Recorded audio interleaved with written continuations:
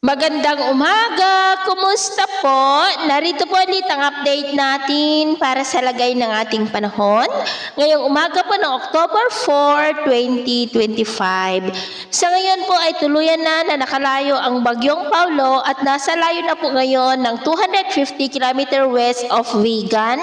Nataglay ang lakas ng hangin na umaabot po sa 135 km per hour at bugso na 250 km per hour. Papalayo na po yan, pero nahahatak pa rin nito ang habagat na nakakaapekto po sa kanluran ng Luzon at ang trough nito.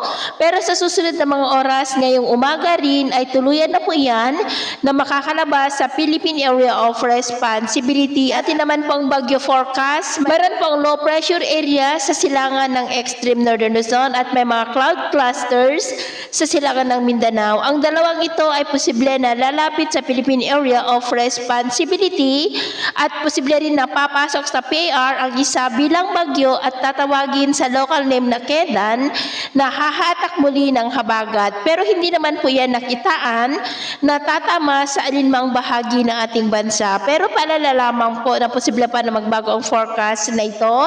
Kaya patuloy po tayo mag-antabay sa mga susunod na updates at ito nga pinapakita ng forecast model na ating ginagamit hanggang po sa susunod na 2 linggo. At sa lagay po ng ating panahon ngayong madaling araw dahil sa trough pa rin ng bagyo at ng habagat ay nakakaranas ng isolated rain sa ilang bahagi ng Palawan, Mindoro, Bataan, Zambales, Eastern Samar at dyan po sa may Sulu Archipelago. At mamaya ay sisikat naman na po ang araw sa malaking bahagi ng bansa pero may chance pa rin ng cloudy skies with isolated rains dyan sa may Palawan, Tawi-Tawi at ilang bahagi ng Polillo Island. At mamayang hapon, may mga tsansa pa rin ng maulap na kalangitan na minsan ay may mga pulo-pulo na mga pag-ulan sa ilang bahagi ng ating bansa. Kaya kung lalabas tayo sa ating mga tahanan, ugaliin lamang po natin lagi ang magdala ng kahit anong panangga natin sa init ng araw